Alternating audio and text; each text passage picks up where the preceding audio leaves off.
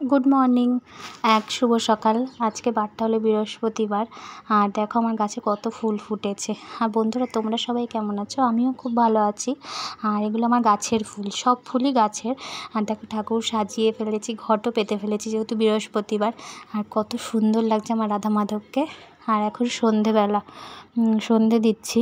মাঝখানে আজকে আমার ছেলেটা খুবই বিরক্ত করছিল। এত গরমের মধ্যে না ভালো লাগছিল না শরীরও, তা সেরকম কিছু রান্নাও করিনি, আজকে সন্ধেবেলায় করব ভেবেছি। তো দেখো আমি সন্ধে দেখিয়ে নিচ্ছি। আর বৃহস্পতিবার দিনটা না আমার খুব ভালো লাগে এক কথায়, কারণ ঠাকুরকে এত ফুল দিয়ে সাজাতে পারি, সুন্দর করে পুজো করতে পারি। তারপরে ঘট বসানো থাকে, ঠাকুরের জায়গাটাকে পরিষ্কার করা যায়। ঘরটা তুললে কি ঠাকুরের সিংহাসনটা আমি সুন্দর করে পরিষ্কার করে ফেলি। তা সেই সাথে সাথে কারণ এক সপ্তাহ আর পরিষ্কার করা হয় না।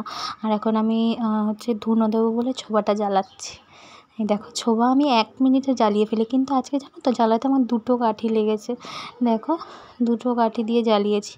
আর ছোবা না আমি বাড়ি থেকেই নিয়ে আসি, মানে এই টুকিটাকি জিনিসগুলো যেমন ছোবা, এগুলো সব আমার বাবাই কেটে কেটে সুন্দর করে আমাকে দিয়ে যায়। তারপরে আমি আমার ঠাকুরের যত বাসন আছে, কাঁসার যত বাসন সব আমি নবদ্বীপ থেকেই আনি। আমার বাপের বাড়ি নবদ্বীপে, তো ওখান থেকেই নিয়ে আসি। ওখান থেকে নিলে কি আমার মনে হয় কি যে দামটাও কম হয়, আর ভালো জিনিস একটা দোকান থেকে কিনি যেহেতু, আর ওখানে এগুলো জিনিসের দামটা ঠিকঠাক হয়। আর শাঁখা, এগুলো শঙ্খ, এগুলো সব ওখান থেকেই আমি কেনার চেষ্টা করি। আর আমার শ্বশুরবাড়ি তো বেলঘরিয়া, এখানে না আমার অত ঠিক ভালো লাগে না কিনতে, তো এগুলো সব ওখান থেকেই কিনি। আর কিছু কিছু জিনিস এই বাড়িরও ছিল পুজোর জিনিস, আর কিছু কিছু আমি কিনেছি নিজের মনে করে। আর আগে আমি গোপাল সেবা দিতাম, এখন রাধা মাধবকে দিই। আর সন্ধেবেলা আমি এখন চা নিয়ে বসেছি। এত গরম, কি শীত, গরম, বর্ষা, আমার 3 বেলাই চা চাই। হ্যাঁ, আমার চা এত ভালো লাগে, আমি 2 বেলাই চা